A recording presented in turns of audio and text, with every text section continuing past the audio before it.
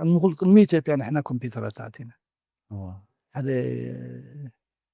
إريتراوي بزي ميدل إيست نبري وماتيو كمبيوتر نهيرو أبيلو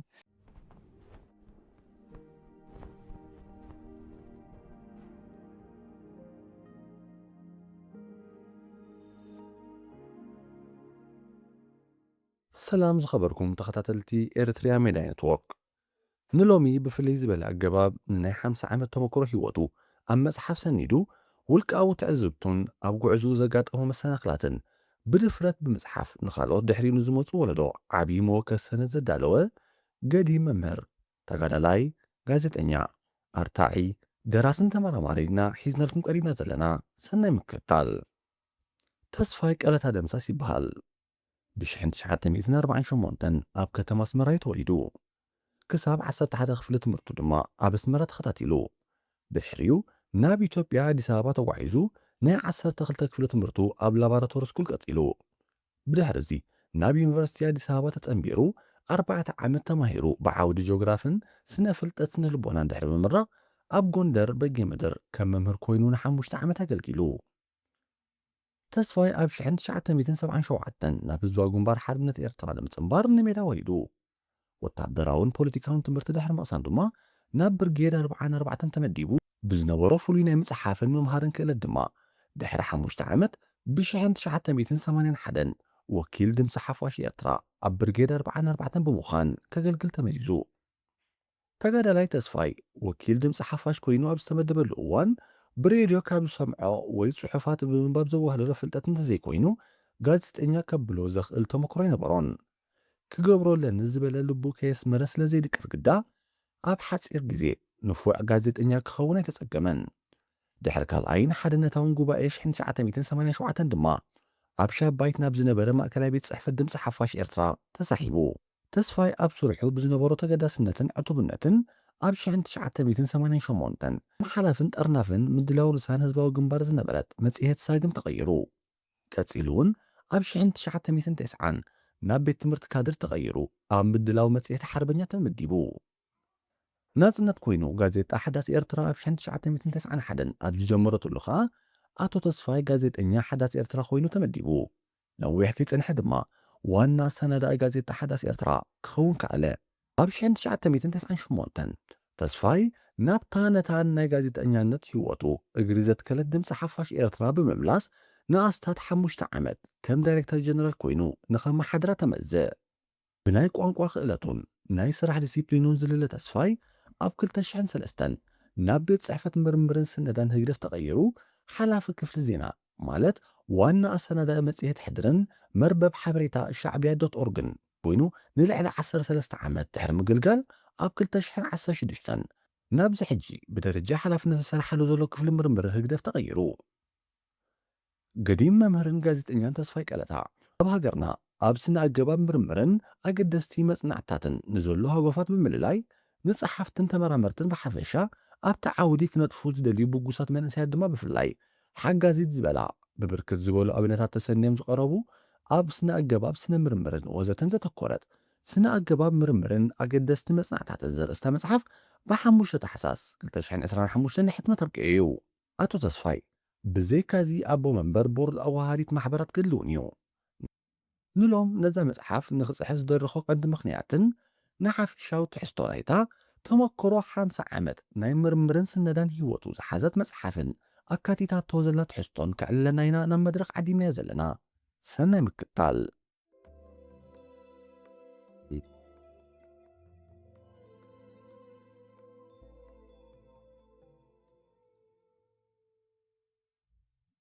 መጺና ዘለና ኣቶ ተስፋይ እንኳዕ ደሓን መጻኹም سلام صباحكم ብመጀመርያ ቅድሚ ናብቲ መደብና ምእታውና ናይ 50 ዓመት ተመክሮኹም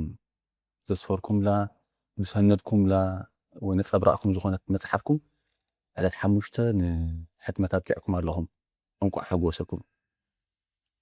thank you ከምኡ ዓይነት ሰነድ ቅድሚ ሕጂ ስለ ዘይጸንሐና ከምኡ ዓይነት ሰነድ ብምግዳፍ እንኳን ንሕና እውን ወላ ነብስና ሓዊሳስ እንኳዕ ሓጎሰና ንብል እሞ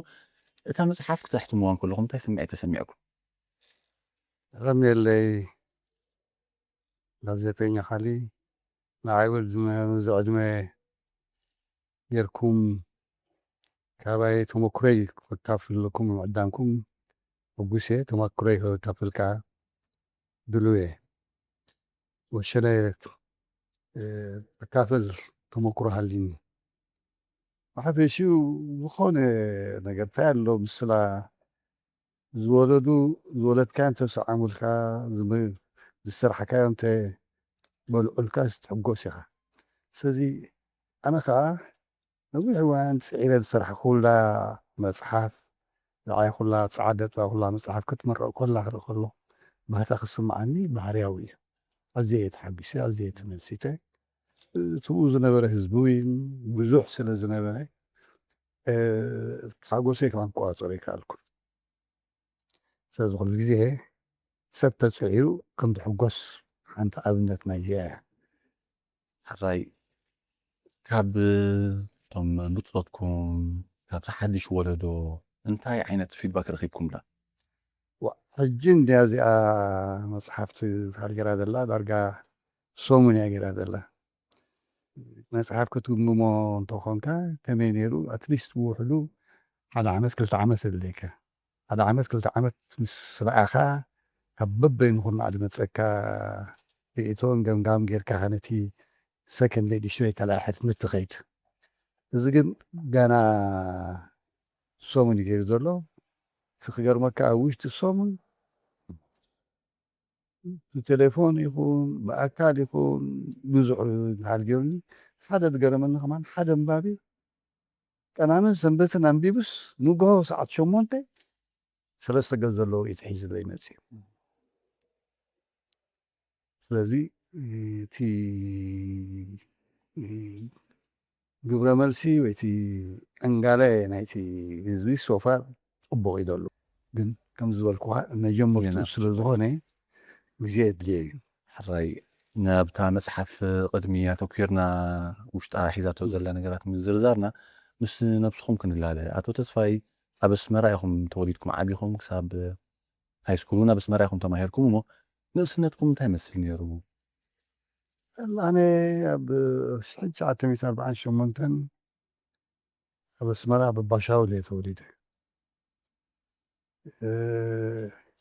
ናይ ኣባሻውል ሂወት ከዓ ሓባራዊ ሂወት እዩ። እቲ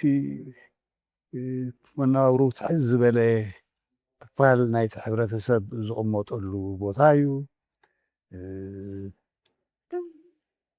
እቲ ናይ ርእስነት ግዜ ኩልካ ዳርጋ እቲ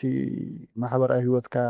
ዋላ ሰራሕተኛ መንግስቲ ኹን ካልእኹን እቲ ሂወት ዳርጋ ሓደ ሰብ ዝኾነ ብዙሕ ዝፍለጠካ የለን። ግን ብሓባር ትፃወት ተዕልል ካብ በበይኑ ኩርንዓት ናይዚ ሃገር ዝመፀ እዩ ዘሎ ሓደ ኣሕዋት ኣበይ ዓድኻ ኣበይ ብልካ ዘይንብለሉ ዘይንፋለጠሉ ብፍቅርን ብስኒትን እናዓብና ኢና ይፈልጦ ኢና ራያ ዝበሃል ይፈልጥ ገለ ዝበሃል ነይኒኻ እስኻ ኣበይ ዓድኻ ኣባሻውል ወዲ ኣባሻውል ተተባሂልካ ኩርዓትን ይሄን ዝስማዓካ ወዲ ካልእ ክንተወንካ ወዲ ካልእ ኣይኮነን እዚ ታልቲ ዝነበረና መለለይ ኩላና ብከምዚ ኢና ንታልዕ ዝኾነ ሰብ ከዓ እቲ ተተዓባብያና ካብቲ ካልእ ክፋል ናይቲ ሕብረተሰብ እናተፈልየ ኣይኮነን። ኩዕሶ ትፃወት ክረምቲ ክኾን ከሎ ኣሪማንዶ ትፃወት ረጋቢት ገለ መለ ትሃድን ጫሩ ትሃድን ኣብ ገዛኻ እንተሃልቲ ዕኩብ እዚ እቲ ሂወት ብሓባር ቤት ትምህርቲ ትኸይድ ብሓባር ትምለስ ብሓባር ኮምሽታቶ ትዞሮ ዋላ እኳ ሓደ ግዜ ተምኒሽፔር ዝሰጉኻ እንትኾኑ እዚ ሕጂ ኣብ ሓምሳታት ኣብ መጀመርያ መሳታት እዩ ዋላ እኳ ተምኒሽፔር ሽዑ ዝሰጉኻ ኺድ ይብሉኻ ገለ መልታት ንምንታይ ምሰጉኹም ነይሮም? ዲኻታት ዝሰድኹም እቲ ስርዓት ፅልዋ ናይቲ ስርዓት እዩ በቲ ሓደ ወገን ከዓ እንተሃልዩ ከይንዕውል ከዓ ክሓስቡ ክእሉ እዮም ከይንዕውልካ ክሓስቡ ክእሉ እዮም ትሃልካ ዝተሃልዩ ሕጂ ካብቲ ናይ ኣባሻውል ዝበሃል ቆሎ ዝሸጦ ነይሩ ብዘናይ ይታል ብሳንቲም እየን ድባኻ በዛ ናይ ሳልሳ ንዓ እንዳበልዓናን ኩላ እዛ ኮምሽታቱ ዘርናያ ንውዕል ሕጂ ከምዚ ናይ ሎሚ ጀላቶ ማለት ጀላቶ ናይ ኣሳ በቃ እንዳበልዓኻ ታን እናገበርካ ትኸይድ እንዳሓክኻ እንዳበልካ ትኸይድ ኳድሮ ትርኢ ስሕት ኢልካ ክትዓቱ እምበር ተኻል ኣይኮነን ትኽኢልካ ከዓ ካቶሊክ ኢልካ ደናጊርካ ቤት ክርስቲያን ምህረት ትኸይድ ተደፊሊጡካ ባሎጂ ዝበሃል ነይሩ ቀሺ ንስኻ ተዋህዲኻ ብለካ በቲ ክዳንካ ርግሕ ዝበለ ገለ እንተኮይንካ ሰጎብካ ንሓንሳ እቶም ደቂ ገዛውትኻ ይሓብኡኻ ካቶሊክ ኣምቦኒ ትርኢ እንታይ እዩ ዝረአ ነይሩ ሽዑ? እንታይ እዩ ሓፊሹ እዚ ፊልም ናይ ጢልያን እዩ እዞም ፕሬማስኪቴሪ ገለመልታ ዝብል ናይ ህንዲ ፊልምታት ነይሩ ማዘር ኢንድያ ገለመለ ገለ ይበሃል እቲ ፊልምታት ዘሎ እቲ ሜን ኣክተር ተደንቆ ብዛዕባኡ ትሕኪ ተብል ቁርተይ ብርዚ ምስ በለና ከዓ ናብ ኩዕሶ ትኸይድ ሽዑ ኩዕሶ ኢኻ ትፈላለ ገለያ ናይ ቴሌ ትኸውን ገሊኣ ሓማሴን ትኸውን ገሊኣ ኩርግዛይ ትኸውን ገሊኣ ሰራያ ትኸውን ገለመለ ግን ስቲል እቲ ፍቅርካ ትገሊኻ ገለመለካ ነናትካ እንትሃል ኣለካ እቲ ፍቅሪ ካብኡ ከዓ መዓት ከዓ ስምዒት ነርና ናብኡ ከዓ ንነጥር ንኸይድ ብፈረስ ገረብ ንጎይና እቶም ፖሊስ ፈረስ ነይሮም ነቶም ፖሊስ ተሽቆም ሓኺርካ እንታይ ትገብር ትፃወቱ ነርኩም ዲኹም ወላ ትፈውዙ ኢኹም ነርኩም? ትፈውዙ ኢና ሽዑ ናይ መን ትፈውዙ ነርኩም? ኣነ ናይ ሓማሴን ነይሩ ታሪ ነይሩ እንጂ ቆልዑት ኢና እንታይ ኣለና ግን ናይ ቆልዑ ከዓ ብስእልካ ከዓ ትፃወት ኢኻ በቃ ብጥርሕኻ ትፃወት መንሳዕረ ገለመለ ከምዚ ነይሩ እቲ ሂወት ውቁር ሂወት እዩ ዋላ እቲ ድኽነት ሃልዩ ዋላ እቲ ጥራይ ኢልካ ከማን ትኸይድ ዋላ እቲ ድኽነት ሃልዩ ዋላ ትኻል ሃልዩስ እቲ ሂወት ውቁር እዩ ፍልጠት የለን ኩሉ ሰብ ተኣቡኻ ኣዴኻዩ ክትብድል ከለካ ኩሉ ይትገርሐካ ኩሉ ዝልእኸካ ኩሉ ይተሃለብለካ በቃ ብፍቅሪ ብስኒትካ ትነብር ምሸት ኣብቲ ገዛውትካ ኮንካ ትሕኪ ትብል ገለመለ ከምዚ ዝኣመሰለ እቲ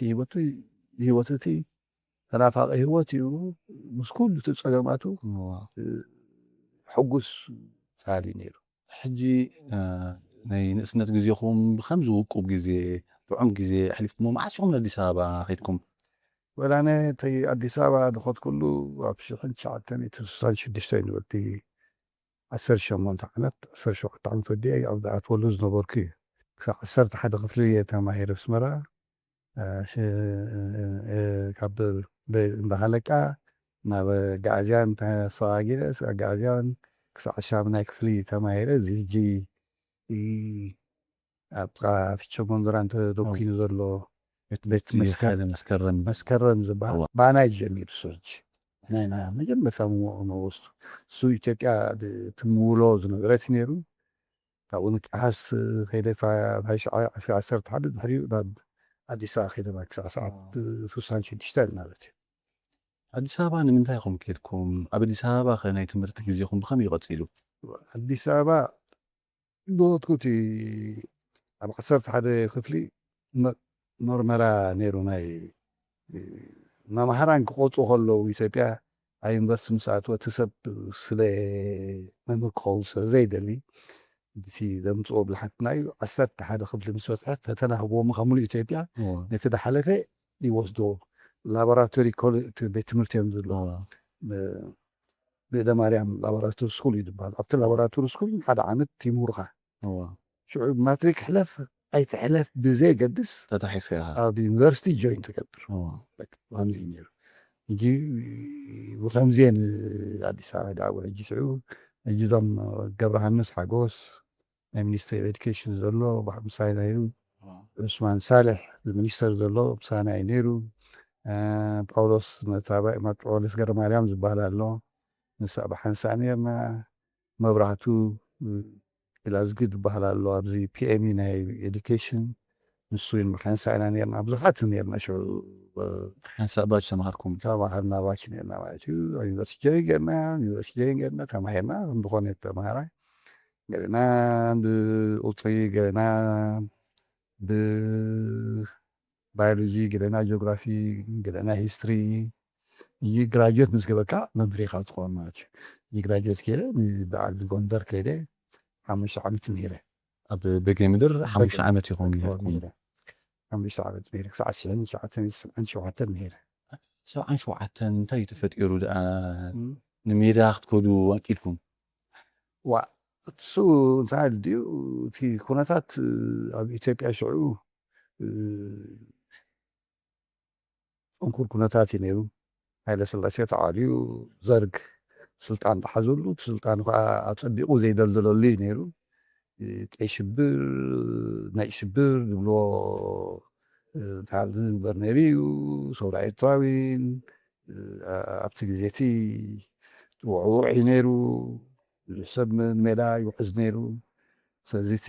ተወደበ ይኹን ዘይተወደበ እንተሃል ገብር ነይሩ ኣነ ተወዲበ ነይረ ኣብ ተጋሩ ሓሊሰ ኤርትራ ተወዲበ ነይረ ኣብ ጎንደር ከዓ መዓት መንእሰያት ቀትል መዓት መምሃራን ኣስር ነይሩ እቲ መልኣኩ ዝበሃል ጨካን ነይሩ እቲ መልኣኩ ከዓ መምሃርትና እዩ ነይሩ እቲ ላቦራቶሪ ስኩል ኮለና ኣብ ቀዳማይ ዓመት ዲስሚስ ኮይኑ ዝወፀ እዩ እዚ ቂም ኣለዎ ምስ ኤርትራውያን ተሰጊጉ ወፂኡ ትሕኒ እዩ ዝፈዲ ዘሎ ምክንያቱ ኣብ ሚሊታሪ ኣካደሚ ከይዱ ሽዑስ ሚሊታሪ ኣካደሚ ዝኾነ ምስቶም ናይ ደርጊ ተመሪፁ ማለት እዩ ወዲ ጎንደር ስለዝኾነ ኣብቲ ጎንደር መዲቦሞ እንጂ ካብቶም ድኻስ ስድራ ቤታት እዩ ነይሩ ኣዲስ ኣበባ ክለናዊን ካብቲ ካምፓስ ዘይወፅእ ኩላትና እኳ ድኻታት ትኾንና ግን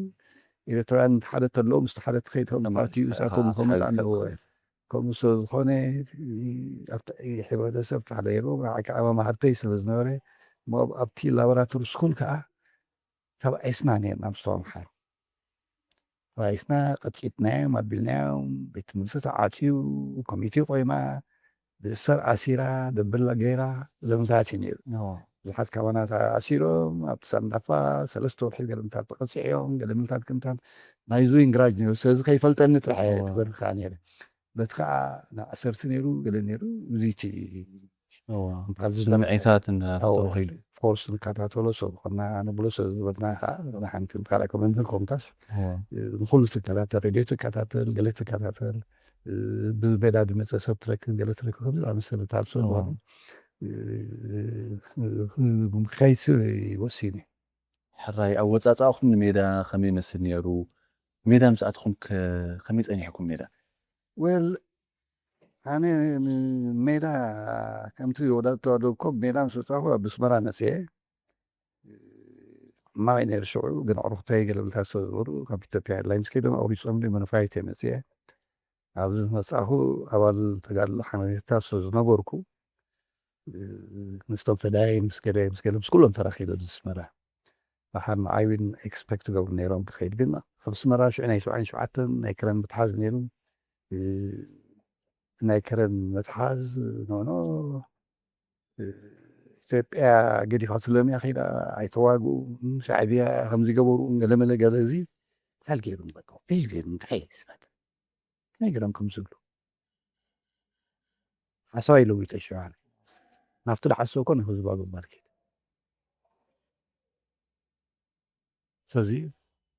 ክወፁ ከለዉ ሕጂ ሓወይ ነይሩ መፂኒ በዚ ናይ ቁሸት ገይረ ወፂአ ብእግረይ ደቂ ሰሓይ ከይደ ካልኣይ ነይሩ ከዓ ሓኪም ምሳይ ካብ ጎንደር ተበገሰ ኣጋር ሓኪም እዩ ነይሩ ዳርጋ ካብቶም ናይ መባእታ ናይ ነርሲንግ ዝመሃሩ ነይሮም እንታይ እዮም ዝበሃሉ ካብኣቶም ነርሲ ሓጋገዝ ነርሲ እዩ ከምዞም ሓጋገዝ ነርሲ ንብሎም ሽዑ ካልእ ሽመን እዩ ነይሮም ምሳይ ነይሩ ተኽለ ዝበሃል ተኽለ ብሓንሳ ኢና ኸይድና ደቂ ሸሓይ ካብ ደቂ ሸሓይ ንሰሪጀቃ ኸይድና ካብ ሰሪጀቃ ንኽረን ኣቲና ካብ ክረን ተሰሊፍና ኸይድና ማለት እዩ ሕራይ ኣብ ከተማ ኢኹም ዓቢኹም ድሕሪኡ ናብ ኣዲስ ኣበባ ዝነበርኩምሉ መምህር ኢኹም ነርኩም ካብቲ ጥቕም ናብራ ናብ ሜዳ ኣብ ዝኣተኹምሉ ሜዳ ከመይ ፀኒሓትኩም ከመይ ትፅበይዋ ነርኩም ትባይታ ፀኒሓኩም ከ እንታይ ይመስል እንዲሁ እቲ ሓደ እቲ ፀገም ከጓነፈካ ምዃኑ ዝፈለጥካ ግን እቲ ትፅቢትካ እንትኽእልነትን በበይኒ ዝኸውን ምክንያቱ ካብቲ ትፀበኻ ላዕሊ እቲ ሓርሽ ዝኮን እቲ ፅንኩር ዝኮን እቲ ናይ ሜዳ እንጂ ሳሓል ብሰዓተና ለይቲ ምድሪ ማሂመት ብሰዓተና ለይቲ ተሲሆ ሆ ክብል ከሎ ኣብ ሕውፃ ክትድቅስ ከለካ ሓንቲ ነፀላ ሒዝካ ገለ ሒዝካ ኣብቲ ንቁርሲ ብስከትካ ብሓረረ ቅጫ ዓተር ክትበልዖ ከለካ ሻሂ የለን ብስቆ ጌርካ ክትበልዖ ከለካ እዚ ዝፈጥረልካ ስምዒታት ኣሎ ግን ክትወፅእ ከለካ ግን ንኩሉ ነገር ተባሂልካ ስለትወፅእ ክትውድሆ እንተደይኮይኑ ካልእ ድሕሪት ዘምልስ የብልካን ኮርስ ምስቲ ፋል ዘለካ ሓንቃቐ ዝነበርናዮ ቀደም ድኻይና ነርና እቲ ድሓር ኣብቲ 5 ዓመት በረ ናይ ምርግትና ግዜ እዩ من أكلاوي بقعتك تدريخا هم تبقى ترى عليه هم تخلى تكون أي تخلي حاجة يحجز خير أنت أثمر تسلم الجوان فكا مهمر صدقهم كعجي سور بيلوم عزي أحزاب لها دعابي سوم سكهم طب تعليمات حسكايتي حاليوت قلم اللي تريو جي مست ممهر منباركم مو ودي ختم مهانكم ميدا مساعدكم أكبر خمي يحجزكم يرون كم يحققوهم يرون بتاعني ثالي تي حفاش بتاعني ثالي تي تقدر مهمر خبري عادي خبري ما يكور ذا كايد الليني وفي الكامهارنا عللنا تالونا علم كنا خلي طلع يدول تدخلوا تي تال قبل نحب قبلنا وشي حاجة درجة ايش حكى تسكيب كا صريح قبل تليكون كا تصوم تالا قبل كل يتحل قبل حنكا يبلك اسقاطهم وكرهاتهم يقولوا مسوتهم وكرهون نقرأك جيسي بخبر من ذاليني في في يونيفرسيتي تنبب مسيرات على قلسيت والستراجل تقول دين عبد الجليست حتى استات سلة تنبب سلة حكي سلة تدلسي في مقاحات سلو كم تنا تعطم عمي غضوانا حات تيروني بكايك لندن حتى بقلت بقلت ضوان قاسي في من قرر حتى تاي صورة تاي هجرة وديمقراطية وصورة عندنا بس نقاسي في اللي تكاخت حدش نقرأ يكون كان هجيك تأتون كلكم كي خاطر تذكروا المسيحيات تقول صنحكم صحفات سندات نين يرون خونا أبي أبنينا تعال كل عين سنير كل المجمرة مصون كلهم أو صنحكم هو تين حالي مسألينا ما حد عايز صحن ما حتى نيرة جورات عنا نيرة سني حاول تعتر نيرة يعطيني بينين فما حتى بوليتيكا وتبرتيث ما لسنا حسابه خالصي تعال تقبله فجورات عنا لعبات عنا خاقل متاتيا حلوات بالنيرة خاب لعبة سكيورتي بقى احنا كان تعال تقبل تنقض خون تعال تقبل كم زين أنا سلا من زيتاه النيرة بين ونات كانت هالكارستنا سيمينارات كانت بين أرستقاء سيمينارات وحد جبتي ناي سيمينارات كون كله كابت بغدان مثل أخذ صراحة مغناتو سيميكا نتا جانتان تاكت من راس لك جي كان عبي هذا حد جيوين أبتي سمانياتاتي قلبلتاتو ناي سمانيان شعاتن سمانيان قلبلتاتو أنا وين سمانيات بقورو كله جيوين نيرو جي أبتي خالصي أنس I was very comfortable نيرة بزوج هالسجابين مشوا نيرة بزوج سجابين ورن بحرفت بقرة قال كيف وين كوميشنر كان تاخو هنا كوميشنر كان تاخو هنا كوميشنر كان تاخو هنا أنا بتحل كاب كوميشنر كان تاخو حار زينة بالسحر قديمكم وكيل أقولك زينا إخم كونكم أب بريجيد 4 قدمت كم ترى تواجع نيرة بحر كوميشنر كان تنيرة كوميشنر كان تعملت في بوليتيكال تمرتي كنت أنا إذا تعملت تجي كان تمرة لا بحال درجان كون كله وين تمر مالت بوليتيكال تمر مالت جنس أنا راح يكون كل من نيرين توم فعلا كم تمر حتى كان كمان اللي يا مبا إلى نهر يوم هروم بلوم قال من تحت اللغة لغة تتعلقون تجي بخمسين عام خير نيرنا مالت دحريو كوميشنر كان وبعد دحريو خا بسمانين حدا ماتوا بس عيبنا تا بريجت ناي دمس حفاش وكيل قدام أيتم كرخم كم وكيل دمس حفاش أب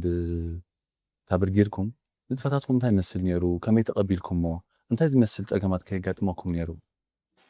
تقامات قبل هالكاس تقصو صيابات انتهال يلنجد تقد صيابات التاي في بيزيك مسارحيتات يلا رخبات خل رساسن وبيرون وهذين يا بقى تماكسيمم كترات كيف دبها ليلة قال دبها ليلة هذا بدني شو مسكوت كل صحافاش مسكوت وشو عم بربابة منهم تريننج دبها كمان يهابون شو بحال من صنيح مخم شو تسفى قبل السلاسن بادور إن دبها محالف تسكني حميرة على ماني قبل بداي يبتا تقرينيا نايتا تقرينيا سكشن نيرو غير جرامسكال ناي تلفزيون في ناي تنقص فيلم نيرو اشي ከዓ ኣብ ትግርኛ ነይሩ በዓል መንቀሪዎስ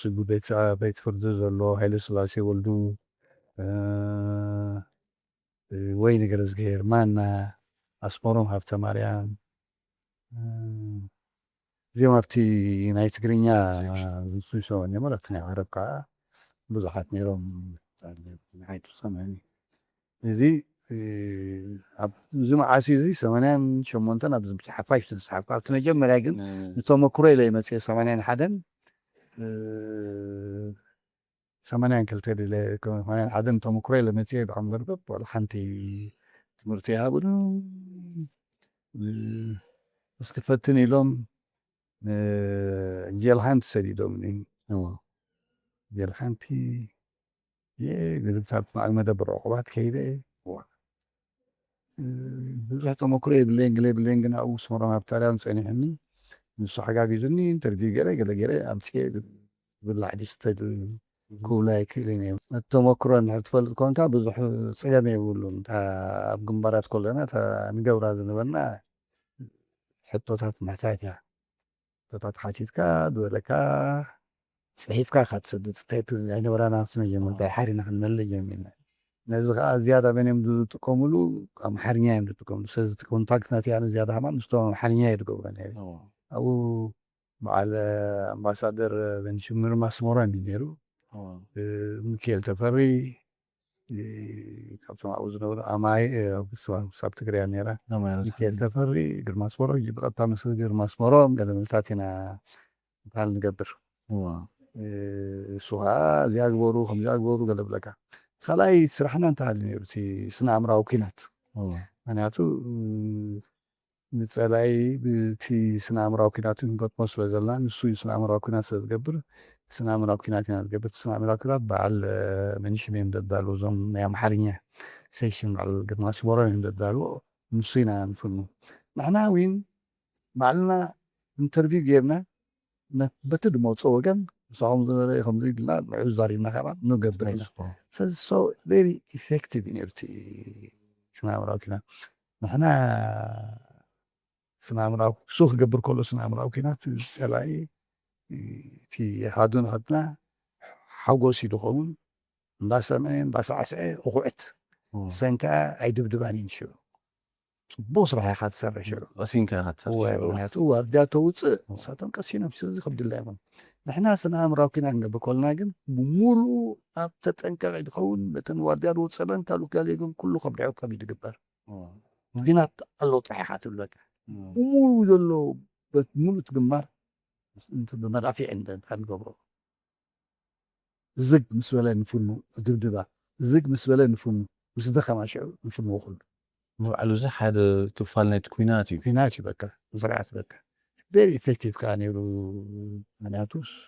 ብዙሓት እዮም ጥብጥብ እናበለ እሱ ጥራሕ ዘይኮነ ከማንቲ ናይ ምውጋእ መንፈሶም ይትንክፎም እዩ ዓዶም ከም ዝዝክሩ መፅኦም ዘለው ዕላማ ዘይቁኑዕ ምዃኑ ንሕና ንፍትሓዊ ምዃንናን ተሞትና ንመሬትና ምዃኑ ንስኻ ንመን ኢኻ ትመውት ዘለካ እንታይ ገይሮም ካለው ስድራ ካበይ ኣለው በልብል ኣሎ ከምዚ ተናፍቆ ዓዱ ተናፍቆ ዓዱ መዝሙር ኢካ ትዝምረሉ ደርፊ ኢካ ትገብረሉ ክስቶ ምሳኻ ዝነበረ መፂእና ሰላም ጥፋንዩ ከይዱ ኣለዎ ናብ ሰበይቱ ከይዱ ኣሎ ናብ ስድሩ ከይዱ ኣሎ ከምዚ ዝኣመሰለ ምስቲ ናታት ኣብ ዘናባ ግን መብዛሕትኡ ብድሌቱን ብተሃልዩን እዩ ከይዱ ዘሎ ዕላማ ይወፅእ ብዕላማ ይወፅእ ዘሎ ዝናፍቆ ስድርኡ ተቐቲልዎ ዘሎ ፍለጢ ዘሎ ስለዝኾነ ትናታተን ብዙሕ እንተሃድ ኣይኮነን በቃ ወሸለ ተገይሩ ጥራሕ እዮም ዝብሉ ነይሩ ከምዚ ነይሩ እቲ ስራሓት ድሕሪኡ ኣብ 88 ናብ ሻባይት ናብ ማእከላይ ቤት ፅሕፈት ናይ ክፍሊ ዜና ኢኻ መፂኻ ሕጂ ድሕሪ ካልኣይ ውድባዊ ጉባኤ ቀቢኡ ዳርጋ እቲ ስራሓት ዜና እናገደፍኮ ከይደ ምክንያቱ እቲ ዝነበርኮ ክፍለ ሰራዊት 70 ናብ 16 ተቀይረ ካልእ ስራሕ ተዋሂቡ ሓደ ናይ ትምህርቲ ድግማ ካድር ክምህር ጀሚረ ስለዚ እቲ ናይ ዜና እንታይ ኣይኮነን ንዕኡ ትትክእ ሓደ ትክእ ዝበሃል ምሳኹም ዘሎ እሱ ንዓይ ተቐቢሉኒ ትክእ ረኪበዮ ትክእ ትፈልጠና ንዕኡ ረኪበዮ ኣብቲ ናይ ድግማ ካድር ኣብኡ ነጥብ ጀሚረ ብድሕሪኡ ፐርሰናል ናይ ክፍለ ሰራዊት ናይ ሓደ ወርሒ ክልተ ወርሒ ከዓ ኮይነ ካብ ኮይነ ግን ዜና ኣገርጊሮም ኣባልና እዩ ወሃበና ኣሎ ኢሎም ሚኒስትሪ ቤት ትምህርቲ ሰውራዊን ተመሳሳሊ መምህሪ ነይሩ ድልየና እዩ ኢሎም ነዚ ቋሪፅ ተሸዑ ናብ ዜና ኸይደ ማለት እዩ ቅድሚዎ ክልተ ግዜ ተወጊእካ ነርካ ኢኻ ሓንሳብ ብቀዳማይ ወራር ሓንሳብ እውን ኣብ ሓምሻይ ወራር ኣብ እግርኻ ዘመውጋእትኻ ክሳብ ክንደይ ከቢድ እዩ ነይሩ ምናልባት እንተጋዳለኩ መውጋእቲ ስልማት እንዲ ካብ መውጋእቲ ሰለስተ ግዜ ሓደ መጀመርያ ሓድሽ ከለኹ እዩ ኣብ ዕዳጋ ረቡዕ እንዳተዋጋእና በዚ ናይ በዓል ጉሩ ስርናይ ሓድሽ ዘለኹ ሽዑ ኣብ ባፅዕና መፂና ኣብዛ ኢደ ተወጊአ ነንሰሓብ ከለና ማለት እዩ እታ ካልኣይቲ ኣብ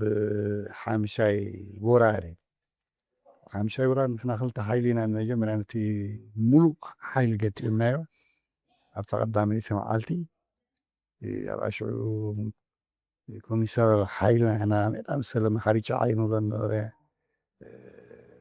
ክሳብ ሕጂ ታልገረ ቬሪ ሰልፍለስ ዝኾነ ሓለፋ ደይደሊ ህዱእ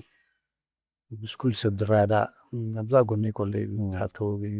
ሞይቱ ዝበል በሃል ይመሮ ንዕኡ ቀቢርና ገልና ከይድና ኣብታ ካልኣይ መዓልቲ ውጋድና ገልና በፂሕና ኢና መሳና ኢና ተወጊአ ፀሓይ ምድሪ ኣብዛ ሰለፈ ተወጊአ ካብታ ድፋዕ ቦምባ ናይ ታሊማን ፋሪት እዩ ኣትዩልና መንጎና ምክንያቱ ፀጥዒና እንተሃልዩ ዝገበርናየን እንዳተፀበናየን ኩልና ካብ ታሕቲ ክዲባ ማገራና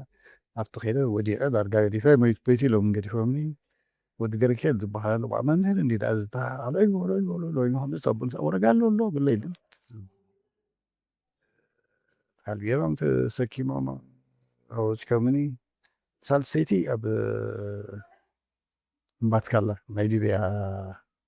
ዝነበረሉ ክእሰኻ ኣብዚኣ ኢደይ ተወጊአ ማለት እዩ ዘይደንተን ሰለስተ ዓበይቲ ናናእሽቱ ታልኮም ዘለ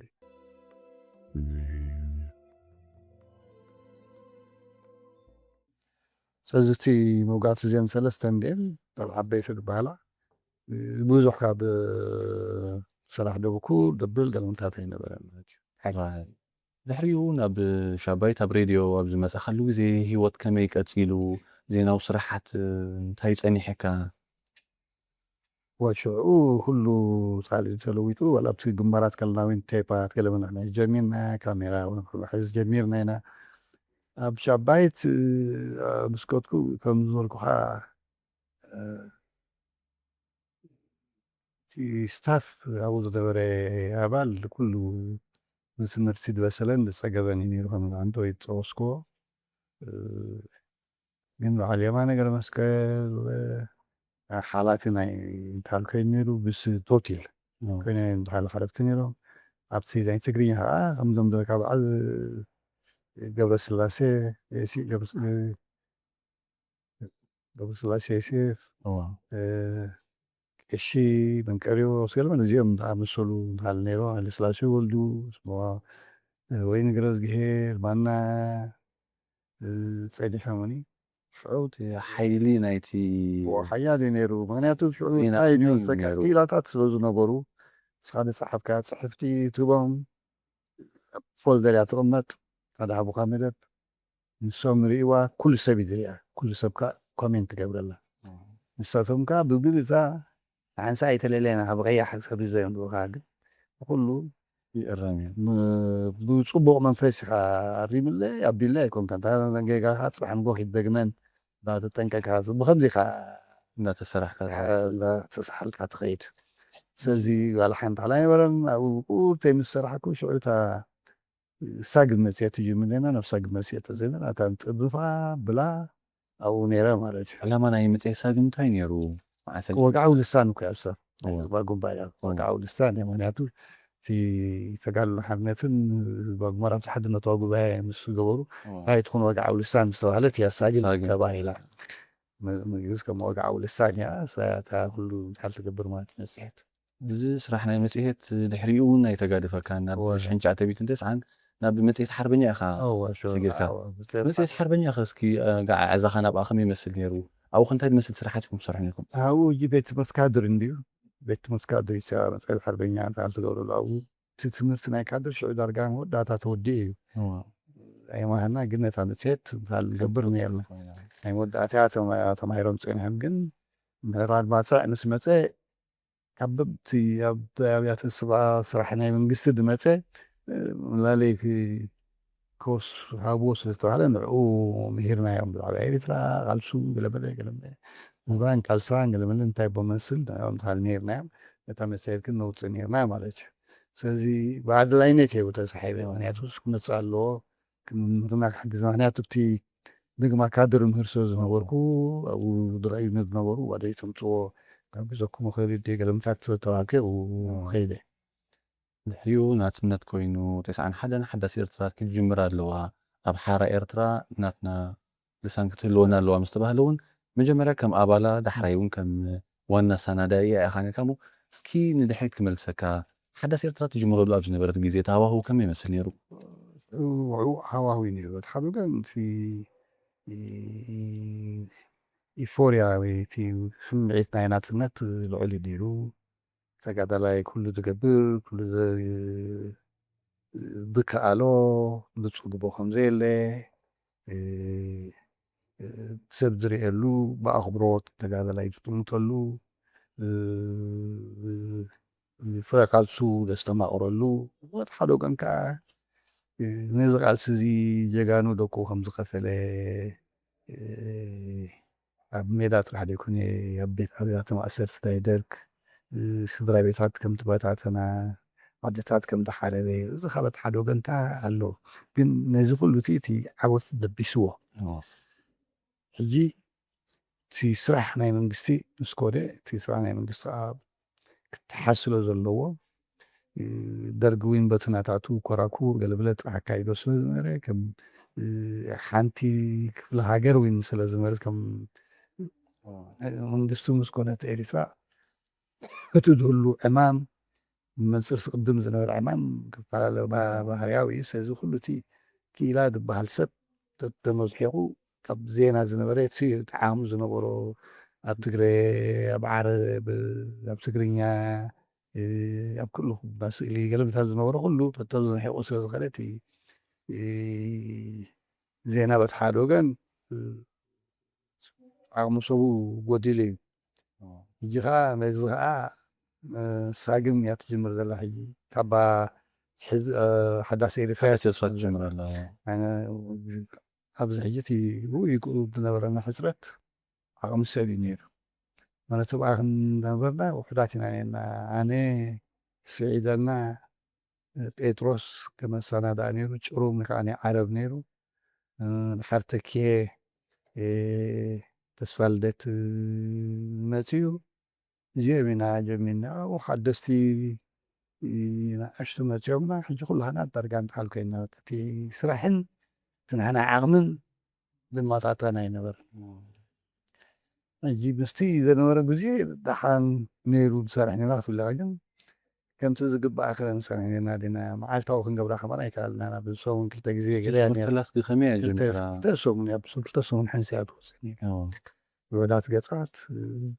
12 ገፅ ክኸውን 8 ገፅ ክኸውን ኣብ ክልተ ሰሙን ምክንያቱ ውሕዳት ስታት ኢኻ ዘለካ ትዝክርዎን ዓምዲ ናይ ሽዑኡ ኣለዋ ዶ እታ ክትጅምር ከላ ኣብ ህዝቢ ተቐባልነት ፅቡቕ ዝነበረን ዓምድታት ብስዋዕት ዋጋ ሓርነት ዝብል እዩ ነይሩና ህቡብ ዝኾነ ዓምዲ ነይሩ ዝቐርብ ዝነበረ ሪፖርታጃት ፅቡቕ እዩ ነይሩ እቲ ደብዳቤታት ኣንበብቲ ዝብል ነይሩና እውን ናይ ተሳትፎ ናይ ህዝቢ እውን ፅቡቕ እንተሃልዩ ዝገብር ነይሩ ናይ ስፖርት ዓምዲ እውን ነይሩና ኮንትሮቨርሻል ንዞም ስፖርታውያን ዘባእስ ዘብል ገለመልታት ነይሩና ኣጋር ሓኪም ትብል ነይራና ኢንቨስቲጌቲቭ ሪፖርት ንገብር ነርና ያተን ፍሉጣት እየን ነይረን ሰብ ዝከታተለን ነይረን መሰረት ካልእ ናይ መዘናግዒ ናይ ገለ መደባት እዩ ነይሩ ግን ኣብ ሰሙን ክልተ ግዜ ፅንሕልና ሰለስተ ጌርና ሰለስተ ነይረ ኣብቲ ግዜ እቲ ናይ ትግርኛ ዓረብኛን ፕሮፋይል ነይሩ ሕጂ እቲ ነዊሕ እዋን ዝቐፀለ እቲ ዓቕሚ ሰብ እዩ ዓቕሚ ሰብ እቲ ዩኒቨርሲታት ፕሮዲስ ኣይገብርን ነይሩ ሓሪቆስ ናረቲ ካብ ዩኒቨርሲቲ ክምረቑ ከብሉ ምስ ጀመሩ እቲ ዝሃለፉ እዩ ኣብ ዩኒቨርሲቲ ዝዓለ ولا بدي فلداني كان مع المنقس بعد زي إفرايم قدة ياتهم كابتن بارسي جاي بغوريوم هذا ريدين كانوا كلهم كابا سواوين بحن خان بقولوا دبلو لما انتهت من السنة توسخ فينا السخنيرنا على أبو بكر على عبد الأول وعلى السو كمان كنت تمكرا من النبري وعلى دوس أيولو كنت مش عيون تعلم أتيو يغيبيو دبها على الدركال رحمت يمكن يومنا مسلوم لا توصفوا جي تعال عامي تعال ذهبت متمتع أنا ويني تشعر بنتي كأني عم حرقت غني شجر ما عقم سبيني بك أحط مكروك عينا برام يشتيك خلفكم تمكرو خساب ناس ዝነበረ ናብ ፕሮፓጋንዳዊ ናብ مش ዝነበረ ፖለቲካዊ ኩነታት ምስ ኣብ ትሕቲ መግዛእቲ ኮንካ ተካይዶ ዝነበርካ ቃልሲ ንዕኡ ዝምጥን እዩ ነይሩ ኣብ ሓራ ኤርትራ ዝመጻኹምሉ ግዜ ምስቲ ዋሕዲ ናይ ተመክሮ ናይ ኣባላት ዝነበረ እንታይ ሽግራት ኣጋጥመኩም ነይሩ ከመይ በዲህኩሞ أنا تايوتي سب قبلة ዝነበረ أمونغوتي بروباغندا أنتي كان ብዙሕ ክትፈልዮ ትኽእል ኣይኮን ግን ብዝተኻለ መጠን ንሕናቲ ርእቶ ህዝቢ ከነስፍር ኢና ዓምዲ ናይ ርእቶ ነይራሃኒ ብዘካ እቲ ደብዳቤታት ኣንበብቲ ዓምዲ ርእቶ እንድህቡላ በይን ዓምዲ ትፅሑፉላ እዛ ሓደ ካብቲ ዝነበረይቲ መእዘኒ ዝኾነና እዩ መስዋዕቲ ዋጋ ሓርነት ገሊኡ ባዕላቶም እዮም ዝመፁ ካብ ሽዑ ከምዘሎ ምስእሎ ምስ ገለ መፁኻ ገለ ምንታት ተሳታፍነት ስለ ዝነበረት ኣላ ዓጅብቲ ኣብኡ ፀገም እንታይ ትግርኛ ኣብ ቋንቋ እዩ ሕጂ እቲ ባእሲ ምስቶም ንሕና ልጢና ዝብሉ ቋንቋና ኣይኮነን እንታይ ክኸውን ኣሎ ገለ ኮና ክሳብ ሕጂ ዘሎ እዩ ክሳብ ሕጂ ዘሎ ክሳብ ሕጂ ስታንዳርድ ምግባሩ ሳዕር ዘሎ እዚ ሓደ ካብቲ ዘንጋጥመና ነበረ ብድሆ እዩ ድሓር ካልኣይ ነገር ዓቕምናን ገለናን ድሩትነት ስለ ዝነበሮ ካብ ንጎ ጀሚርና ክሳብ ሰዓት 11 ንሓንሳብ ሰዓት 2 ንውድእ ነርና ሽዑ ደተኣታተና ኢኻ ሽዑ ደተኣታተና ኢኻ ቅድሚ ኢትዮጵያ ንሕና ኮምፒተራት ኢና ሓደ ኤርትራዊ በዚ ሚድል ኢስት ዝነበረ እዩ መፂኡ ኮምፒተር ንሂሩ ኣቢሉ ጋዜጣ ብኮምፒተር ከም ትሰርሕ ጌርና ቅድሚ ኢትዮጵያ ሽዑ 92 ሽዑ ኢና ጀሚርና እዚ ገዛ እርሱ እቲ ኮምፒተር ክምለኽ ከብል በዓል ወዲ ጀነራል እዮም ነይሮም ኣብኡ ኣብቲ ናይ ኮምፒተር ንዕኡ መሂሩ ኣቢሉ ገለ ምታት ቅድሚ ኢትዮጵያ ኢሕና ጀሚርና ናይ ኮምፒተር እዚ እናቱ ቻለንጅ ነይሩዎ እዩ በቃ ነቲ ኮምፒተር ክትመልኮ ነቲ ፅሑፍታ ክትዳልዎ ካብኡ ንማሕተም ክትወስዶ ክሳብ 4 ሓንሳ ንኸይድ ሰብ መዓልቲ ናፅነት እናተፅዖት ንሕና ኣብኣ ነውጓሓ ነርና ሕጂ ዳሕራይ ተመሊስና ኣብታ መፅሓፉን ክንመፅኦ ስለ ዝኾንና እቲ ሪሰርች ሜቶዶሎጂ ዘይምፍላጥ እንታይ ዋጋ የኽፍለኩም ነይሩ ኣብ መጀመርያ ግዜ ሱኮ እቲ ሪሰርች ሜቶዶሎጂ ዘይምፍላጥና ዘይምባልና እንታይ ሓደ ነቲ ህዝቢ ተኣምኖ ፅቡቅ ወይ ነቲ ሰብ ዝበለካ ተኣምኖ ሕጂ ግን እንታይ ኮይኑ ፀንሐካ ዘይሓቂ ኮይኑ ፀንሐካ ዘይሓቂ ኮይኑ ፀንሐካ ሓደ ኣነ ከምዚ ገይረ ሓፋሽ ድዋት ነይረ ከምዚ ነይረ ኢሉ ለካ ትፅሕፈሉ ዋ እዚ ዳ ዘይነበረ እዚ ከምዚ ዘይኮነ እዚ ኣብ ካሉ እንዲ ተኣሲሩ መፅእ ሽዑ እዚ ሓደ ካብቲ ነገራት ዘይምጥላል ካልኣይ ናይ ሓደ ሰብ ዘረባ ሰሚዒካ መፅሓፍ ክሳብ ሕጂ ዘሎ እዩ ነቲ ኢንተርቪው ዝገበርካዮ ትራንስክራይብ ጌርካ ምስ ኣዳለኻዮ ንዝፈልጦ ሰባት ከተርእዮ ክትክእል ኣለካ ገለገለ ሓበሬታታት ከተጣሎ ክትክእል ኣለካ እዚ ግን ኣይንገብር ኢና ክሳብ ሕጂ ከማን ኣይግበርኒ እዚ ሓደ ካብቲ ሜቶዶሎጂ ናይ ሪሰርች ዘይምፍላጥ እዩ ምክንያቱ ዝኾነ ይኹን ትዝርግሖ ከተጣልሎ ኣለካ ከተማሳኽሮ ኣለካ ሓድነቱ ከተረጋግፅ ኣለካ ነዚ ከተገብር ከዓ ሰባት ክትውቀስ ኣለካ ኤክስፐርት ክትውቀስ ኣለካ እዚ ከይግበርና ኢና ንገብሮ ነበርና ክሳብ ሕጂ ከዓ ቅፅል ኣሎ ኣነ ንገዛ ርሰይሲ ኣብ ዜና ብጀመርኮ ከምዚ ጌጋታት ኣብ መፅሔት ሕድሪ ምስ ከትኮ ብዚ ጌጋታት ክፍፅም ጀሚር እዮም ስቲል እንታይ ደይ ንመሃረሉ ከዓ ንኣምን በቃ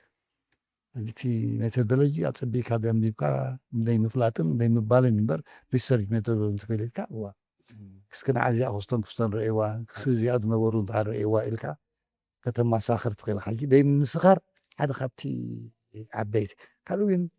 ናይ ኤክስፐርት ኦፒንዮን ዝሓትት ክኾን ከሎ ኣይንሓትትን ሓደ ሰብ ዝበለካ ትገብርዎ እታ ዝና ከመይ ገይሩ ክኸውን ይብሉኻ እመን ደንበሪ ግን ናይ ኤክስፐርት ኦፒንዮን ክትሓትት ከተብል ያልካ ግን ናይ ዜና ስራሕ ናይ ሓታሽ ስለ ዝኾነ ካብ ግን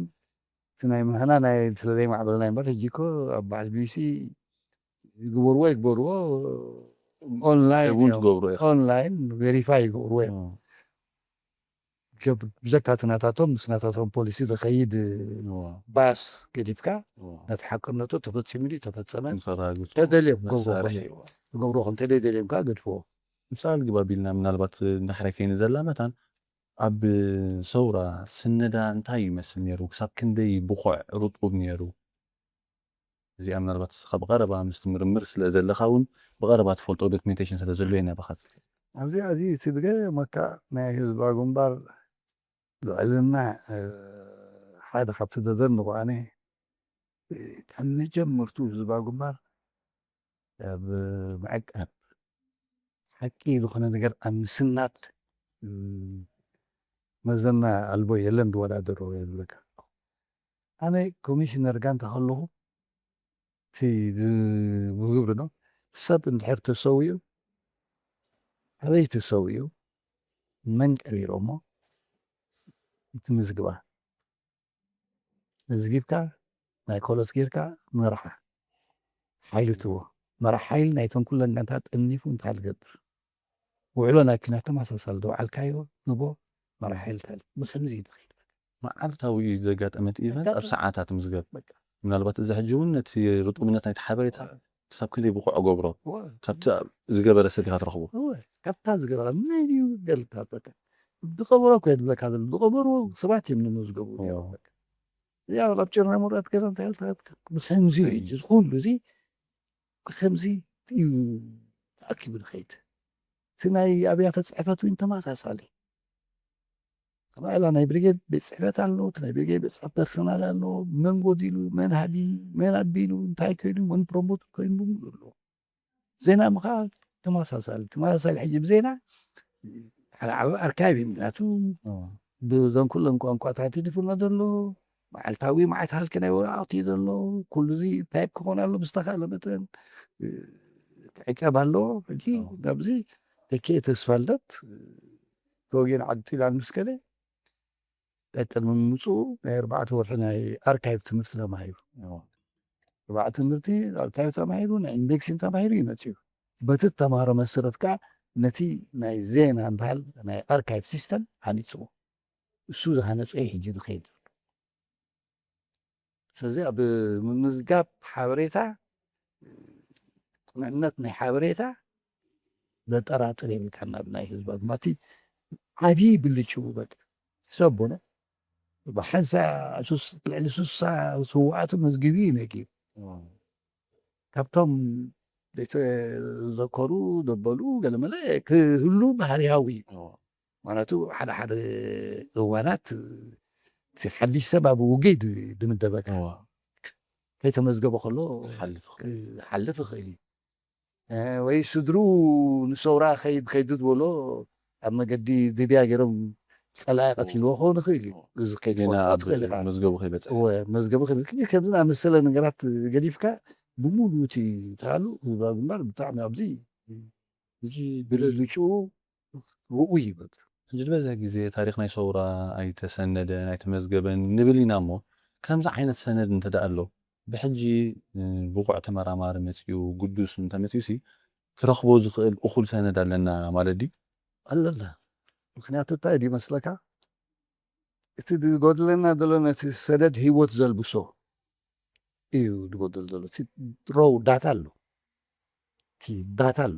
ኣሎ መን ኣበይ ተሰዊኡ እንታይ ውዕለ ነይሩ ብደቂቕ ምክንያቱ ናይ ኩሎም ናይ ዞም ሬድዮ ኦፐሬተራት ዘለዋ ብደቂቕ እንታይ ነይሩ እንታይ ጉድለት ነይሩ ገለ ምዝግብ እዩ ግን እንታይ ሂወት ከተልብሶ ትኾንካ ሰብ ውዕሎ ከዘንትዎ ከለዉ ምስ ኣተኣሳሲርካ ክትገብሮ ከለካ ኣሎ ካልኣይ ናይ ፀላኢ እውን ኣሎ ኢንታክት ይፀኒሑ ናይ ፀላኢ ኣብዚ ዝነበረ በቃ ኢንታክት ይፀኒሑ ንዕኡ ሕጂ ክትጥቀመሉ ትኽእል ኢኻ ምስቲ ናትካ እንዳወዳደርካ ከመይ እዩ ሓቅነቱ እንታይ እናገበርካ ክትገብሮ ትኽእል ኢኻ ስለዚ ኣብ እቲ ዘይተሰነደ ዝበሃል ዘሎ እንታይ ምስናዱ ጥራሕ ኣኮል ኣይኮነን ኣይተፃሓፈን ከም መፅሓፍ ኣይተዘርግሐን ብፊልሚ ኣይተዘርግሐን ብድራማ ኣይተዘርግሐን ከምቲ ዝድለ ኣይበፅሐን ኢና ንብል ዘላ እምበር ከም ዕቃብ ኣሎ ቆል ሓንቲ ዝበሃል ዝገብርሉ ግን ኣይተሰነደን ክነሰንስ ኣይተፃሓፈን ማለቶን እዩ ኣይተፃሓፈን ሰብ ኣየንበቦን ሰብ ኣየስተማሃሮን ከምዚ እተኮይኑ ካልእ ገብሮ ሕጂ ብሓን ዝኾነ እንተሃል ኣንፈታሉ እንተደይኮነ ግን ሰነድ መፂካ ዘሰክፍ የለን ድሕረ ናፅነት እውን ኣብ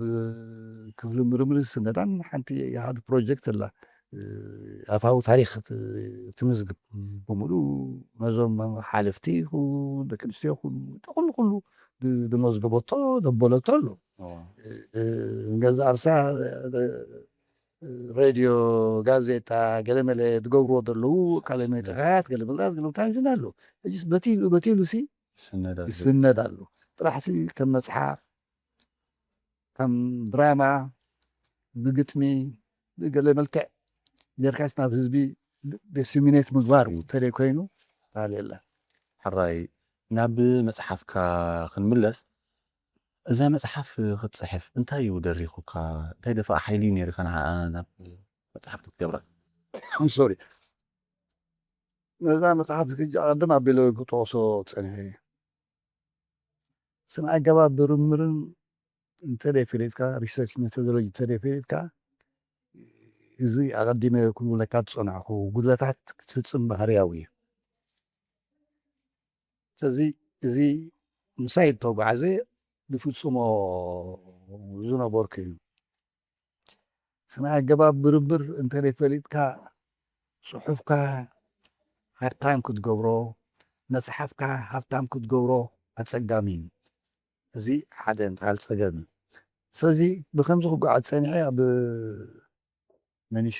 ኣብ ክፍሊ ምርምር ሰኣተኹ ዝተፈላለያ መፅሓፍቲ ዝፅሕፍዎን ክሪአን እዚአን ክሪአየን ከመየን ገለመለ ክብለኒ ጀሚሩ ወላ እኳ ናተይ ምስተስርሐ ብቐጥታ ተኣሰር ኣይኮኑን እቶም ሕድሪ ፓብሊሸርስ እዮም ገብሮ ዝግብኦ ኣነ ግን ኣባልቲ ኣንብቦ ብዙሕ ሕፅረታት ክሪአሉ ጀሚረ ከምዚ ቀዲመ ወይ ዝበልኩ ከዓ ገለገለ ከማን ፈታቲና ነርና ኢና ነዚ ሽግራት እዚ ሕጂ ነዚ ሽግራት እዚ ንምፍታሕ ተባሂላ እዛ መፅሓፍ ሓደ ሰብ ፅቡቅ ንክፅሕፍ ደረጁ ዝሓለወ ንክፅሕፍ ካልኣይ ኣብቲ ዝግፅሎ ዝነበርኩ መብዛሕትኡ ፅሑፋትና ብዛዕባ ኤርትራ ናይ ቅድምሲ ኣመሓደርቱ ዝነበሩ ወታሃደራት መኮንናት ዝነበሩ ገለ ዝነበሩ እንታይ እዮም ኣመሓደርትና ፀገሞም እንታይ እዩ መፅናዕቲ ገይሮም ናይ ከባቢኦም ስለምንታይ መፅናዕ ብዙሕ ፅናዕቲ ክእል ኣሎ ኣብ ከባቢኦም ምስ ቱሪዝም ዝተኣሰር ክኸውን ይኽእል እዩ ናይ ጥዕና ኩነታት ክኸውን ይኽእል እዩ ናይ መሬት ግጭት ክኸውን ይኽእል እዩ ገለ ክኸውን ይኽእል እዩ ካልእ ዝተረፈ መፅናዕቲ ዘየደግፍዎ መፅናዕትን ተደጊፍካ ኢኻ ክትገብር ትኽእል እቲኦም ካልኦት ዝነበሩ ሲ ሓደስቲ እንደመፅኦም እዞም ኩሉ ኣበርኪቶም ዘለዉ ሓና ከ እንታይ ኮይና ኢና ዘይነበርክት እዚ እውን ካልእ ዝፍረቕ ሓይሊ ዋላ መምሃራን ኣብ ኣብያተ ትምህርቲ እውን ሪሰርች ንገብር ኢና ጥራሕ ተምሃሮ ሓሚቖም ተምሃሮ ኣቢሎም ገለመለ ምናልባት ብሚኒስትሪ ደረጃ ክትገብሩ ኮኑ ግን እታ ቤት ትምህርቲ እኮ ክትገብር ተኽእል እያ ተምሃራ እንታይ እዮም ኢሎም ዘሎ ሰብ እንታይ እዮም ዝተርፉ ዘለዉ እንታይ ዝውርትዖም ዘሎ ክትገብር ትኽእል እኳ ኣብ ስራሕና ምን ኩሉ ኣብ ሃይማኖታትና ሕማን ከምኡ ለምን ክንምር ከሎ እኮ እቲ ክብልታት ምርምርን መፅናዕትን ነይርዎ እዩ ሕጂ ግን ዳርጋ የለን ተዳኺሙ ስለዚ ምድኻም ናይዚ ከዓ ነቲ ስራሕ ኣሳልጦ ናይቲ ስራሕ ፅፈት ናይቲ ስራሕ ኳሊቲ ናይቲ ስራሕ ተናኺፍዎ እዩ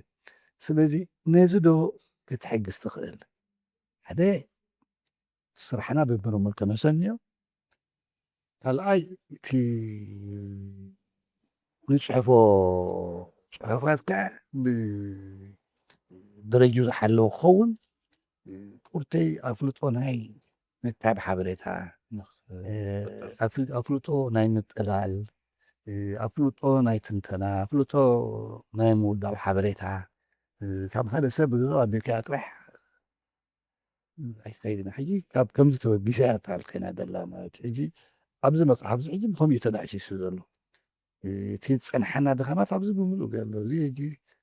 ዛንታታት ተመክሮ ገድል ኣለዋ። ሕጂ እዚአን ኣብዚአን ተንቲነን ኣለኹ ነዚኣተን ኣብቲ መጀመርያ ዝነበሮን ሕጂን በበነን እየ መጀመርያ ከምጅምራ ከሎ ናይ ሓደ ሰብ ታሪክ ሓደ ሰብ ኣይጣለል ኣይብል ኣብዚ ብዙሕ ነገራት ኣሎ ዘለዋቱ ሰብ ሽዑ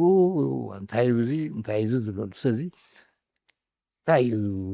ነዚ ሕጂ ንምሕጋዝ እዩ ነቲ ስራሕናስ ፅፉፍ ኮይኑ ንክወፅእ ንምሕጋዝ እያ ካልእ ተገይራ ዘላ ማለት እዩ። ሕራይ ኣብ ኤርትራ ብወፃእተኛታት ዝተፃሕፉ ኣዝዮም ብዙሓት መፅሓፍቲ እዮም ዘለውና። ብቕዓት ናይዞም መፅሓፍቲ እዚኦም ብኸመይ ትግምግሞ? ናይ ብሓቂ ከም መወከሲ ክኾኑና ክእሉ ድዮም? እዚ ንባህሊ ኒያታ ንነባብራ ዝገልፅ ብዙሕ ፅሑፋት ኣለና ክሳብ ክንደይ እዮም እዚኦም? እዚ ከምዚ ዝበልኩ ኮነ ነዚ ድሕክ ብዝግባእ ክትምልስ ኮንካ መፅናዕቲ ክትገብር ኣለካ ማለት እዩ። ኣነ ብዛዕባ እዚ መፅናዕቲ ይገበርኩ ግን ካብቲ ዘንበብክዎ ኩሉ ግዜ ሓደ ፀሓፋይ ፖለቲካ ዕላማ ሒዙ እዩ ዝፅሕፍ ናቱ ዝወጋ ወይ ባያስ ሒዙ እዩ ዝፅሕፍ ናቱ ግዝኣት ናቱ ምምሕዳር ከገልግል እዩ ዝፅሕፍ። ሕጂ ነዚ ናህና ፅሑፋት በዚ ክንፅምቶ ክንክእል ኣለና ግን ጠቐምነት የብሉን ማለት ኣይኮነን። ግን ብዙሕ ኣብ ውሽጡ ክንግልገለሉ ንክእል ረብሓታት ኣሎ ብዙሕ መፅናዕትታት ተካይዱ ኣሎ። ንኣብነት ኣልባረስ ዝፀሓፎ ሓደ ቀሺ እዩ ብዙሕ ዝተምሃረ ኣይኮነን እቲ ቀሺ ፕሬስተር ጆን ዝበሃል ንምድላይ ኤርትራ መፅኡ እዚ ኣብ 16 ክፍለ ዘመን ተፃሕፈት እያ ሕጂ ንሱ ካብ መፅሓፈት እያ እንታይ ትመስል ከም ነበረት ኤርትራ ትርኤካ ብዱርን ብጫካን እንታይ ከም ዝነበረ መዓት እንስሳታት ከም ዝነበሩ ናይቲ ህዝቢ ባዕሊ ናይ ገለ እዚ ከመይ ኣሎ ስለምንታይ በሪሱ ኣበይ እናተለዊጥና ዘለና ክትፈለጥ ትኽእል ኢኻ። ኮልሞዲን ዝፀሓፋ ንገዛርሶ ዛንታ ዘጋን ፀዓት ዘጋን ዝፀሓፎ ኣብኡ ዘሎ ታሪክ ቆላ ሕጂ መንእሰይ ወለዶ ይፈልጦን መፅሓፍ ኣሎ ብትግርኛ ዘይፀሓፍ ተተርጉሙ ተፃሒፉ ብትግርኛ ብትግርኛ እዩ ፅሒፎ ድሓሪ ድርሳኑ በቲ ቋንቋ ፅሒፎ ኮልሞዲን ኣብኡ ዝነበሩ ኤርትራውያን ሊቃውንቲ ኸ ኣብኡ ዝነበሩ ሊቃውንቲ ናይ ኤርትራውያን ይሓትት ሕጂ ከምዚ ንኣብነት ሙዚንገር ዝፀሓፎ ኣሎ ዋላ ሕጂ ናይ ሙዚንገር መፅሓፍ ትገበሮ ኣሎ ኣነ ከማ ዘይረኸብክዎ ኣሎ ሕጂ ድሒረ ዝረኽቦ ዘለኹ ብቲ ሰከንድ ኤዲሽን ምናልባት ጥቀመሉ ኮኖ ሙዚንገር ቆልዓ ሓደ ኣለዎ ኢለ ኣነ ፅሒፈ ዘለኹ ግን ክልተ ቆልዑት እዮም ነይሮም ሕጂ ድሒረ ከም ዝረኸብክዎ ሕጂ ሙዚንገር ሕጂ ብዛዕባ ናይ በደውየት ሰዋሰው ፅሒፉ ኣሎ መን ፈልጦ እዚ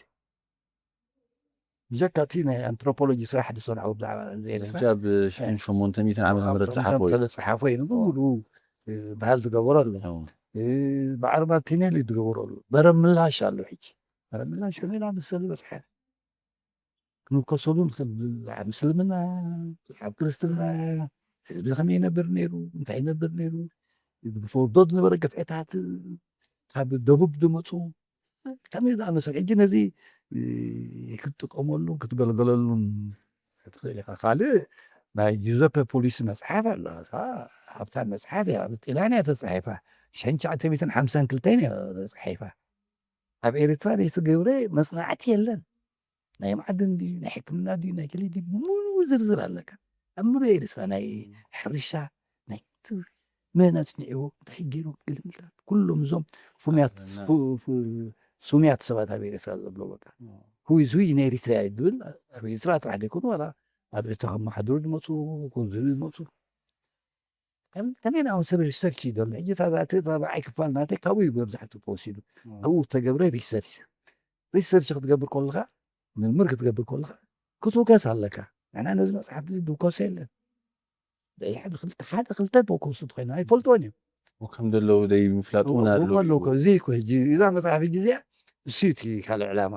ምክንያቱ ከምዚ ዝኣመሰለ ኣሎ መፅሓፍቲ ከምዚ ዝኣመሰለ ትሕዝቶ ዘለዎ ሓደ ክንምርምር ምዕራፍ ከለና ንዑ ሂብካዮ ኣለኻ እወ ሕጂ እቲ መውከሲታት ድብሎ ንዑ ሂበ ኣለዉ ሓደ ሴክሽን ናቱ ሓደ ሰብ ተመራማሪ ክኸውን እንተኮይኑ ኣቶ ተስፋይ እንታይ እዩ ክገብር ዘለዎ ተመራማራይ ክኸውን ዝኽእል እንታይ ኣስለካ ኩሉ ግዜ ተበላሓትን ፈታሽን ኣእምሮ ክህልዎ ኣለዎ ቬሪ ኪሪየስ ኮይኑ ህርብትና ክህልዎ ኣለዎ ተመራማርን ፈታሽን ኣእምሮ ክህልዎ ኢንኩዚቲቭ ማይንድ ክህልዎ ኣለዎ ስለምንታይ እዩ ከምዚ ኮይኑ ስለምንታይ ትብል ክኾን ኣለ ሕና ኣብ ሕሩስ ሰናጋ ይፍቶን ኣታ ክንደይ ሓቲት ዝቆልዓ ክንደይ ሓቲት ማይ ኔቸር ክሰብ ከዓ ከምኡ እዩ ንሓሪኻ እናጉደምካያ ትኸይድ እምበር ስለምንታይ ኮይና ከምዚያ ኮይኑ ስለምንታይ ስኻ ከምዚያ ደይጎ ከምዚ ዝኣመሰለ ታል ክህልወካ ኣለዎ እቲ ሓደ ካልኣይ ነገር ኣንባቢ ክትኸውን ኣለካ ኣንባቢ ሕና ብፍላይ ነዚ ሕጂ ካብ ምንባብ ምስ ሞባይል ኣብ ሶሻል ሜድያ ምስማዕ ኢና ነዶብቲ ዘለና እዚ ነቲ ምዕባለና ክሳዕ ክንደይ ካሃሸ እዩ መፅናዕቲ ክረጋገፅ ዘለዎ እኳ እንተኾነ ሩይ በቃ ምክንያቱ እንድሕር ኣንባቢ ኮንካ ብዙሕ ክትፅሕፍ ትኽእል ሓሳባት ክህልወካ ክእል እዩ ከተካፍሎ ትኽእል ምክንያቱ ክትፅሕፍ ተኾንካሲ ብውሕዱ እንታይ ማለት እዩ ተመክሮካ ከተካፍል ክትክእል ኣለካ ፍልጠት ከተካፍል ክትክእል ኣለካ ነዚ እንድሕር ዘይትገብር ኮንካ ፍልጠት ከተካፍል ድሕር ዘይኮንካ ተመክሮካ ከተካፍል ተኾንካ ንምንታይ ከምቲ ኣንቺ ፅሕ ክትፅሕፍ ኣይትኽእልን እያ ስለዚ ኣንባቢ ክትከውን ኣለካ ካልእ ከዓ ተመክሮ ናይ ፅሕፈት እውን የድል እዩ ፅሕፋይ ክትኮን ተመክሮ ናይ ፅሕፈት ምስኡ ዕድልቲ ተወሲኹ ዝበለፀ እዩ ኢትስ ቬሪ ኢምፖርታንት በቃ ብጣዕሚ ኣገዳሲ እዩ ዕድልቲ ምክንያቱ ደረጃ ትምህርቲ ጥራሕ ኣይኮኑ ወሳኒ ገሊኦም ደረጃ ትምህርቶም ኩሎም እዞም ኤርትራውያን ኣብዚ ናይ ኮልሞዲን ዘለው ትሃል በቃ እዞም ፀሓፍቲ ናይ ኤርትራ ኩሎም ብትምህርቲ ዝፀገቡ ይኮኑ በቃ እንግሊዝ ዝመሃሩ ዘበሎም ግን ብናታቶም ፃዕሪ ብናታቶም ተሃል ኣብ ውሽጦም ዝነበረ ድፊት ይዓቢ ምክንያቱ ዋላ ተመክሮ ርኢና ኢና ኣብ ድምፂ ሓፋሽ ርኢናዮ ኣብ ጋዜጣ ርኢና ገለ ርኢና ደረጃ ትምህርቶም ተሃል ከሎ ግን ከመይ ዝኣመሰሉ ፀሓፍቲ ኣለዉ ትዕድልቲ ዘለዎ እንታ ትዕድልቲ እንተደይብልካ ብተመክሮ ሓርኮትኮት ኢልካ እውን ከተማዕብሎ ትኽእል ኢኻ ምናልባት ኣብ ጉዕዞ ሂወትካ ተድንቆም ትዝክሮም ሰባት እንተለዉ ደረጃ ትምህርቶም ትሕት ኢሉ ክንሱ ኣዝዮም ዝድነቕ ፅሑፋት ዘፍረዩልና ወይ ከምኡ ገዲፍኩም ዝኽእሉ በዓል ምን ትዝክር ማን ሚካኤል በርሀ በረዮ ሚካኤል በርሀ እኮ ናይ ጢራን እዩ ተማሂሩ ግን ካብቶም ኣለው ድበሃል ብዙሕ ሓርፊ ገለከልና እዩ ሾርት ስቶሪስ ሓፂር ዛንታ ከም ሚካኤል በርሀ ገይሩ ዝፅሕፍ የለን ፀውላዕታ ሓድግ የለን ሓረጎ ኸለተ ሓጂ ከመይ ዳ መሰረት ጋዜጠኛ ወይኒ ገረስ ገይሩ ከመይ ዳ መሰረት ጋዜጠኛ ግራጁዌትስ ኣብ ትሕቲኣ ጌራ እንታሃል ትገብር እያ በስ ግን ኣተወትን ከመይ ዳ መሰረት ፀሓፊት ግን ወይኒ ገረስ ገይሩ ብዙሓት ኣለዉ ሓደ ሰብ ሓበሬታ ንክእክብ ከመይ ይገብር ኣለዎ እንታይ ክገብር ዘለዎ ክንርኢ ፀኒሕና እሞ ነቲ ዝኣከቦ ሓበሬታ ከመይ ገይሩ እዩ መስሪሑ ናብ ፅሑፍ ዘቋዖ ወጅታዩ እቲ ተወሳኒ እቲ መጀመርያ እንታይ ኣስለካ ዝኾነ ፅሑፍ ዝኾነ መፅናዕቲ ብሕቶ እዩ ትጅምር ሕቶ ወይ ሓደ ግድል ምፍታሕ ወይ ሓደ ሕቶ ንምምላሽ እዩ ብገገስ እጅታ ሕቶኻ ንፅርቲ ክትኮን ኣሎ እታ መጀመርታ እዚኣ ኣነፂርካ ፍርቂ መንገዲ ተጓዒዝካ ኣለኻ ፍርቂ ማም ዓኒንካ ኣለኻ ሕቶኻ ደይንፅር ተኮይኑ ግን ክትውትት ኢኻ ኣብ እተኣኻኸባ ሓበሬታ ኣብ ወለድባ ሓበሬታ ኣብ እታታነታ ሓደረኻ ሕጂ እታ ንመረፅከያ ኣርእስቲ ንፅርቲ እንድሕር ኮይና እንታይ ትዕድም ክትፈልጥ ኣለካ ገሊኡ ናሬሽን ጥራሕ ትረኻ ክኸውን ይኽእል እዩ ተመክሮይ እንድሕር ኮይኑ ሕጂ ኣነ ኣብ ምጉዳእ ትወለ የብለይ ናሬሽን ይኸውን ማለት እዩ ተመክሮይ ክካፍል ኮይነ ትረኻ ይኸውን ማለት እዩ እንድሕር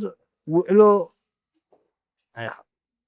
ናዶ ክፅሕፍ ኮይነ እንድሕር ውዕሎ ናይ ፈንቅል ክፅሕፍ ኮይነ ግን እንታይ ይኸውን ናሬቲቭ ኣይኮነን ክኸውን ዘለዎ ኣርጊሜንታቲቭ ክኸውን ዘለዎ ሕጂ እዚ ክትፈልጥ ክትክእል ኣለካ ማለት እዩ ሕጂ እቲ እንታሃሉ ሕጂ እቲ ፀገም ንበዝ ዘለና ሰባት እሱ እዩ በቃ زي تبتكت سنسلة يلوكا كتنتن بحسبك ፍጻሜታት ጥራሕ ኮፍ ኣቢሎ ኣበይ ዘይተበትከት ኣበይ ያ ቀፂላ እንታይ ዘይተበትከት ሰንታይ ዘይተበትከት ከመይ ኢላ ቀፂላ ክገልጽ ክኽእል ኣለዎ ኣብዚ ሕጂ እቲ ፀገም መፅእ እንታይ ይፅሕፉ እንታይ ኣርእስቱ መፁ ኣይፈልጡ መላግቦ ናይ ክልተ ወለዶ ገለ እንተልካ ዓይኒት መላግቦ እንታይ እዩ ደራኽቦም ዘሎ እዩ ገለ መልካት ኣብዚ ሕጂ እቲ ድመፅ ዘሎ ሕጂ እዚ እንድሕራ ነፂልካ ኣብቲ ኣርእስትኻ እንታይ ከም ዘድልየካ ሓበሬታ ክትፈልጥ ኢኻ ማለት እዩ ነዛ ርእስቲ እዚኣ ብህብቲ ማሕበረ ሕጂ ነዚኣ ንምግባርካ ግን እንታይ ክትገብር ኣለካ ካድበልናያ ሊትሬቸር ሪቪው ክለሳ ፅሑፍ ክትገብር ኣለካ ቅድሚኻ ብዛዕባ እዚ ኣርእስቲ እዚ ዝፅሓፉ ተፃሒፉ ነይሩ ሕጂ ገሊኦም እኮ ገርመካ ይበቃ ከምዚ ሓደስ ናይ እዞም ኣብ ጉግዕ ዓድዋ ንሶም ኩሉ ማሊድ ንብሎም ብዛዕባኦም ይፅሒፉና ብዛዕባ እዚ ተስፋይ ገብረኣብ ከም ዝፀሓፈ ትፈልጥ ዶ ኣይፈልጥን ከም ሓድሽ ደምፀ መስሎ ሕጂ እንታይ ማለት እዩ ሊትሬቸር ረቪው ኣይገበረን ማለት እዩ ካልእ ኣይኮነ ራይ ተበጊሱ እዩ ቀፂሉ ዘሎ እንታይ በጊሱ ቅድሚ እንታይ እዮም ፅሒፎም ናተይ ካብ ናቶም እንታይ ትፍለ ካብኦም እንታይ ክወስድ ንምንታይ እውን ፃሕፋ ዘሎ ክፈልጥ ክኽእል ኣለኒ ካብኦም ከዓ እንታይ ይወስድ ስርቂ ኣይኮነን ኣብዚ ሕጂ ጥራሕ ስርቂ ንኾን ማለት እዩ ካብኦም ወሲድካ ከለካ ናተይ እዩ ናተይ ምባል ጥራሕ ሕጂ ንዚአን እንድሕር ጌርካ ነተን እንተሃልካ ሕጂ ምውዳብ እየን ተን ዘድልያኻ ምውዳብ እዩ ምክንያቱ እንታይ ክትገብሮ ኢኻ ውትንትነ እንዲኻ እንታይ ተምቲ ጉድብ ከተብሎኒ ኢኻ ተን ዘድልያኻ ክትገድፈኒ ኢኻ ማለት እዩ ሕጂ እቲ እንዳፅበብካያ ትኸይድ ዘለካ እቲ ምውዳቡ እቲ እንታልካ እንዳኸልጥዎ ከዓ ሕጂ እቲ ዘድልየካ እቲ ስታይል ናይ ፅሓፋ እዩ ሕጂ ዘድልየካ ብኸመይ ጌርካ ስታይል ትፅሕፎ ማራኽብ ዝኾነ ሩም ቋንቋ ገለ ጌርካ ነቲ ሓበሬታኻ እንታይ ዝገብር ሕጂ እንታይ ኣልኸውን እቲ ምውዳብ መፅእ ካብኡ ክትንትኖ ትኽእል ኢኻ ኣብዚ መፅሓፍ እንታይ ገይረ ኣለኹ ናይ ጓል ኣንስተይቲ ኤርትራዊት ጓል ኣንስተይቲ ኢለ ትንተና ከመይ ንገብር ከመይ ጌርና መደምደምታ ንበፅሕ ኢለ እንታይ ገይረ ኣብነት ክኸውን ኢለ እንታይ ገይረ ኣሎ ሕጂ ብከምዚ ኢኻ ክትሪኦ ዘለካ መጀመርታ ግን እቲ ሕቶኻ ከተነፅሮ ክትክእል ኣለካ ሕቶኻ ንሕበየ ነፂርካ ፀገም ይፈጥር ራይ ኣቶ ተስፋይ እዛ መፅሓፍ ክሪኣ ከለኹ 4 ኣዝዩ ዓበይቲ ኣርእስታት ሒዛ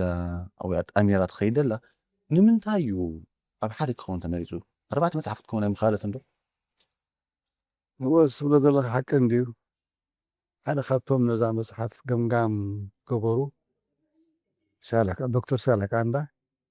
ተመሳሳሊ ርእቶ እዩ የቕሪብለይ ምስ ገምገማ እሱ እንታይ ኢሉኒ ኣነ እዛ ቀዳመይቲ መፅሓፍ ኣዝያ የፈትየ እያ ኣብ ፖስት ግራጁዌት ድሕሪ ቀዳማይ ዲግሪ እንትምረቑ ትምሃሩ ተምሃሮ ብዛዕባ ሪሰርች እየ ድምህር ግን ዓፀገብ እየ ዝረክብ ንክርድኦም ዕተን ዝገብር ሕጂ ግን እዚኣ ነቲ ስርሒ ብዙሕ ከተቃለለ እያ ስለዚ እዛ መፅሓፍ እዚኣ በይና ተውፅኣ እተን ካልኦት ከዓ በይነን ክወፅእ ኣለዎ ተኾነ ብሰለስተ ግበር እንተደይኮነ ግን ኣትሊስት ኣብ 2 ክኾና ኣለዎ ካልኦት ወይን ከምኡ ድበሉ ነይሮም እዮም ሓሲብናሉ ኣቢልናሉ ኣይመረፅናየን ምክንያቱ ንሕና ዕላማይ ንገንዘብ ኣይኮነን ከምዚ ዝበልኩኻ ከዓ መበገሲኣ ነቲ ደረጃ ናይቲ ፀሓፋትና ኣበርክቶ ንክትገብር ብምሕላን ስለ ዝኾነ ኣበርክቶ እንድሕር ክትገብር ኮይና እንድሕር ተፈላለዩ ሰብ ነቲ ሓንቲ ረኽባ ነቲ ካልኣይቲ ረኽባ ነቲ ሳልሰይቲ ረኽባ ስለዚ ፀገም ይኸውን ስለዚ ኣብ ሓደ ኾነ ሓደ ምዃን ጥራሕ ዘይኮነ ከማን ዋጋ ተማጣጣነ ክኾን ኣሎ ሰብ ደምዎ ክኾን ኣሎ ንእሽተይ መፅሓፍ ጌርካ 200 300 ሚሻጥ 150 ሚሻጥ ዘይኮነሲ ከም ደምቦ ክንገብር ክንክእል ኣለና እቲ ትርፊ ዝርከብሲ ካብ ብዝሒ ሚሻጥ ተተርኺቡ ካብ ብዝሒ ሚሻጥ ክኸውን ኣለዎ ድብል ሓሳብ ስለ ዝሓዝናዮ ምክንያቱ ሕጂ ናይ ትምህርቲ ስነ ኣገባብ ምርምር ሰብ ተማሂሩ ኣንቢቡ ኣብ ምንታይ ሪሰርች ዝገብር ኣብዚ መፅሓፍ ኣሎ ሕጂ ምክንያቱ ተጀመሩ ሕጂ ወፃእተኛ ዝገብሮ መዓት መፅናዕታት ኣለዉ ንዑ ፍትሾ ክእል እዩ ንዑ ከስፍሖ ክእል እዩ ህዝባ ግንባር ዝገበሮ መዓት መፅናዕትታት ኣሎ ንዕኡ ካብኡ ተበጊሱ ብዙሕ ክገብር ይኽእል እዩ ብዙሕ ከስፍሕ ይኽእል እዩ ሕጂ ይምሃር ኣሎ ብዋፈረሉ ዓውዲ እውን ይፈልጥ ኣሎ እቲ ሰብ ሕጂ ረብሓ ረክብ ኣሎ ሕጂ ንሕና ነዚ ረብሓ እዚ ነቅድም ዘለና ወላስ መጀመርያ ትምህርቲ ኢኻ ቀሪብካሉ ኣብቲ ካልኣይካ ማተርያል ቀሪብካሉ ሞ ንህለ ፈረስ ንህለ ጎልጎል ኢኻ ትወብ ዘለካ ከምኡ ስለዝኾነ ብሓንሳእ ክጥመር ኣለውን ኢልና እምበር እቲኣ 180 ኪሎሜትራት ገፅካ ይቁርተ ይውስኽ ኣቢልካስ ክልቲ መፅሓፍ እያ ትክልቲኻ ከማን ኣስፊሒካ ናይ ህዝባ ግንባር ቮሊዩምስ ከማን ኣይውዳእን እዩ ምክንያቱ ቅፅታት ጌርካ ተፀምቆ እዩ ምክንያቱ ኣስፍሕዎ ባዕልካትኩም ረአይዎ ፈቲሽዎ ኣብኡ ሕጂ ብዙሕ ሰብ ዘይፈልጦ መወከሲታት ነይሩ ብዙሕ ኣሎ ካሊኻ ረኺብካዮ ኣሎ ኩሉ ኣሎ ኣብዚ ኣርካይብ ናሕና ኣሎ እዚ ዝብለካ ዘለኹ እዛ ናይ ጁዘፔ ፑሉሲ መፅሓፍ ስሙያት ሰባት ኣብ ኤሪትራ ኢለ ዘለኹ ሁይስ ሁይ ኢን ኤሪትራ እያ ትብል ኪደለ ኤሪትራ እያ ትብል ኣብኡ ዘለዉ ኣስማት ብምሉኦም ኣለዉ ዝበሃሉ ስማት ኣለዋ ኣብ ኤሪትራ ብናይ ኤሪትራ ታሪክ ዝፍለጡ ኣብኡ ተመራመሩ ሰባት ኣለ ኣብኡ ተዋግኡ ሰባት ኣለ ኣብኡ መፅሓፍቲ ዝፀሓፉ ኣለዉ ብምሉ እዚ ከመይ ኢሉ ተጀሚሩ እዚ ናይ ቬተረናሪ ሳይንስ ኣብኡ ኣሎ ቀዳማይ ሕክምና ኣፍሪካ ኣብ ኤሪትራ ምንባር መን ንፈልጦ ኣብኡ ኣሎ ኣብ ኣርባዕታት ናይ ዶክትሬት ቤት ትምህርቲ ዝብል ነይሩ ኣብዚ ኦሮታ ሆስፒታል ኣብ ኣርባዕታት ይህብ ነይሩ እቲ ጤላም ምስ ኣተወ ምስ ኣበለ ኣብ ሓምሳታት ምክንያቱ በዓል ደቂ ሴላው እዮም ተምሂሩ ተምሕዋ ሙሉእ ኣይኮነ ኣብዚ ምሁሮም ሓፂላን ከይዶም ማሕዋት ማለት እዩ ፍሉያት ጤላት ካብዚ መሃሩ ታሃል ኮዶ ኣብ ኣርባዕታት መወዳእታ ናብ ሓምሳታት ገፁ እዩ ኣብ 50 ኪሎሜትራት ገፁ እዩ ከማን ብኤግዛክት መን ፈልጦ እዚ ስለዚ ከምዚ ዝኣመሰለ ብሽዒብ ተገብረ መፅናዕት ብደንቀል ተገብረ መፅናዕት ብዛ ዕደና ብዛ ብዙሕ ኣሎ ግን ሃታሃታ ክኾን ይኽእል ናይ ገለ ክኾን ይኽእል ሕጂ ንዑ ከተስፍሖ ከተብሎ እንታሃል ኣለካ ኣብኡ ተፃሓፈ መፅሓፍቲ ኣሎ ኣብኡ እንታሃል ዝኾነ ኣሎ ናይዞም ኩሎም ቋንቋታትና ተፃሓፈ ኣሎ ብኩናማ ተፃሓፈ ብናራ ተፃሓፈ ብግልእ ተፃሓፈ ኩሉ ኣሎ ሕጂ ኣብኡ ነተን ዝፀሓፍ ነበረ ፅሑፋት ወይ እቲ ዘለና ሰነዳት ነተን ካልኦት ቋንቋታት ወይ ነቲ ርሕቕ ዝበለ ሕብረተሰብ ከይሽፍኖ ዶ ይብፃሕ ነይሩ ዶ ወላኖ መሱ ኮዩ ንሕና ኮይና ሕጂ ኮይና ንሕና ኮይና ሓሚቕና ዘለና እዘን ኣብያተ ትምህርትና ኮይኑ እዘን ኮሌጃትና ኮይና ሓሚቕና ዘለና ፍላይቲ እንታሃል ዘሎ ሕጂ ብዙሕ እዩ ዘለና ግን ዝፈልጦ ሰብ የለን ስለ ዘይፈሓረኻ እዩ ክትፈሕሮ ክትክእል ኣለካ እኮ ኣነሲ ሓደ ካብቲ ድመሰጠነ ኣብዚ ምርምር እዚ ኖ ንሓንቲ ነገር ክረክብ ዝካለ ዘይሓሰብኮ ነገር ረክብ ሕጂ ብዛዕባ ቤት ትምህርቲ ሶራ ሓበሬታ እንዳደለኹ ቤት ትምህርቲ ሶራ ዝገበሮ ሪሰርች ይረኪበ እኹል ዝገበሮ 4 ዝገበሮ ሪሰርች ይረኪበ ኢንኮርፖሬት ገይረ መጀመርያ ግን ልዕለ ይኮንኩ እንተበጊስኣኒ ካልእ ክንደይ ተምሃሮ ነይሮም ክጅምር ከሎ ገለመለ ሓበሬታት ትረኸብኩ ኢለ ገለ ምክንያቱ ዝነገሩኒ ሰባት ኣሎ ግን ገሊኦም ብ72 ጀሚርና ብሉ ገሊኦም ብ100 ብሉ ገለ ስለዝኾነ እስኪ ብሰነት ከሰኒየ ኢለ ዝገበርኩ ግን ዘይሓሰብኮ ረኺበ ኣብዚ ተጠቒመሉ እንታይ ማለት እየ በቃ ምርምር ከምኡ እዩ በቃ ንሓደ ነገር እንዳርካስ ዘይረኣኻዮ ዘይፈሓርካዮ ውሽጢ እዩ ዝእትወካ እፅሕለካ እዩ ኣይፍለጠካን እዩ እቲ ግዜ ንሓንሳ እዚ ኣብ ሓንቲ ነገር ዝሓስበካ ሙሉእ መዓልቲ በኣ ትውዕል በቃ ትሰፍሕ ሕጂ ኣይገበርናዮ ንሕና ሃታ ኢና ዘለና ብላዕሊ ኢና ንሪኦ ዘለና ምክንያቱ ክንህሳስ ዝግብኦ ብዙሕ ነገራት ኣለና ናይ ኩለን ብሄራትና ታላሉ ክነግረካ ፅንሕ ናይ ሙዚንገር ናይ በደውያት እዩ ሰዋሱ ታል ፅሒፉ ዘሎ ንራበር ፅሒፉ ዘሎ መን ፈልጦ ሕጂ በኣ ሞ ተሰተ ዝበሃል ኣሎ ምሳሌ ሞ ዕሩክቲ ኣለዎም ናብዛ ካሪክለም ሂብዎም በቃ መፅሓፍ ኣሎ ሕጂ ናይ ሙዚቃ እዚ እኮ እየ ዝብለካ ዘሎ እንድሕር እንታሃል ጌርካዮ ረኺቦሞ ክኾኑ ይኽእሉ እዮም ናይ ፍልጠ ግን ኣይረኸቦን ኢልና ንሕና ሂብናዮም ሕጂ ብዙሕ እዩ ዘሎ ኣብ ቋንቋ ኩናማ ሕጂ ዘሚሰነሪስ ብዙሕ እዮም ፅሒፎም ዘሎ ብዙሕ ተሓሒፉሉ ሕጂ ከም በዱ እያ ኤርትራ በቃ ኣብ ምርምር ንሕመፅካ ብዙሕ ክፅማዕ ትኽእል ኣሎ ግን ኣብ ሕጂ ክግበር ዘለዎስ ዓብ ስራሕ ብዙሕ ኣለና ብዙሕ ምናልባት እዛ መፅሓፍ ንክትፅሕፍ እዚ ናይ ከባቢ 50 ዓመት ተመክሮኻ ብኸመይ ኢኻ ተጠቒምካሉ ዘለኻ ወይ ብኸመይ ኣብታ መጽሓፍ ኣሳኺዕካ ኣለኻ? ብፅቡቅ እየ ተጠቒመሉ። ምክንያቱ ነቲ ናይ ሪሰርች ሜቶዶሎጂ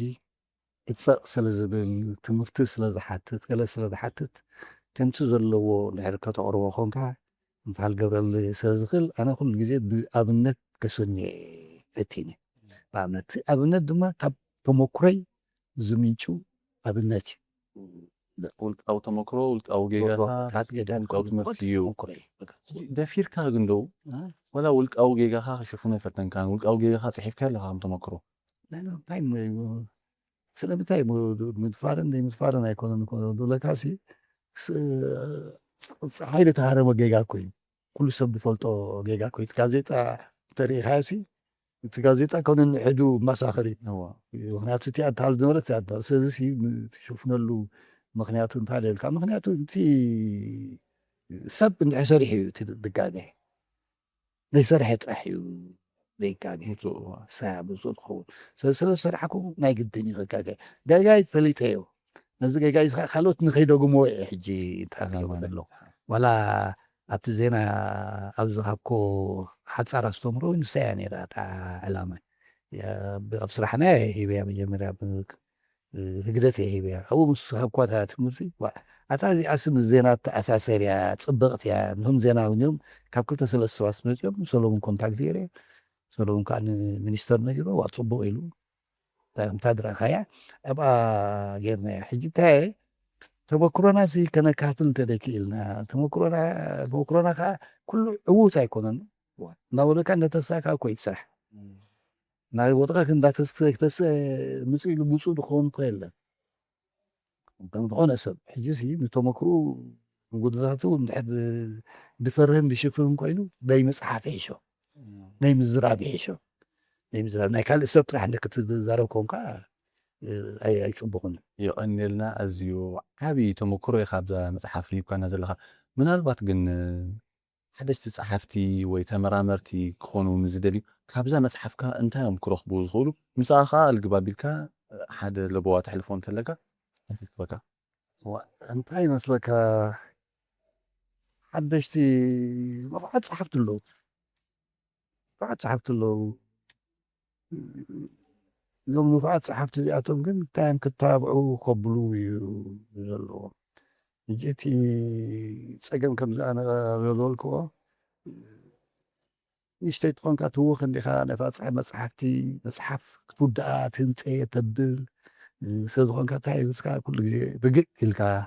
ሕስብ ኣቢልካ ክትገብሮ ከለካ እዩ እቲ ዝበልፀ ንእሽተይ ምስ ምዃንካ መጠን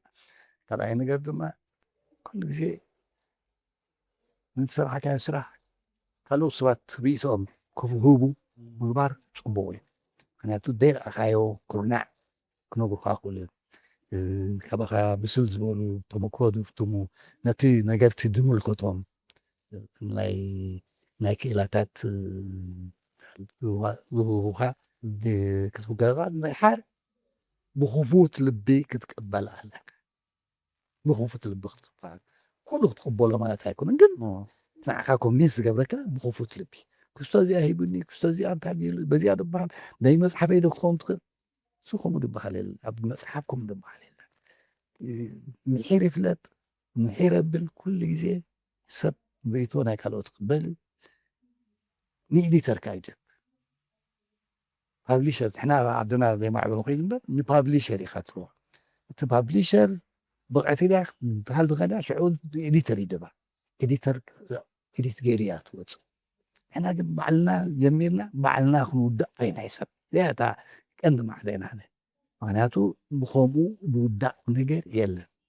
ብሱል ነገር ክትሰርሕ እንትኾንካ ናይ ካልኦት ሰባት ካልኣይካ ዕሙቕ ዝበለ መፅናዕቲ ግዜ ዝወሰደ መፅናዕቲ ምግባር የድሊ እዚኣ ነተነ ንኣሽቱ እንታል ግን ንፉዓት ኣለዉ ኣብ ምትርጓም ብጣዕሚ እንታሃሉ ዝፅሕፉ ዘብሉ ግን ስክፍታይ እንታይና ኣንበብቲ ክንከውን ኣለና ኣንበብቲ እንተኮይንና ጥሕና ንፉዓት ፀሓፍቲ ክንከውን ንኽእል ኣንበብቲ ከይኮንካ ንፉዕ ፀሓፋይ ክትከውን ኣይትኽእልን ኢኻ ራይ ኣብ መወዳእታ ኣቶ ተስፋይ ጀሚርኩምላ ኣለኹም ተመክሮ ሂወትኩም ፅሒፍኩም ብመፅሓፍ ኣቐቢልኩምላ ኣለኹም ካብዚ ንኔው ከ እንታይ ኢና ክንፅበ ካባኹም? ዕድል ተረኺበ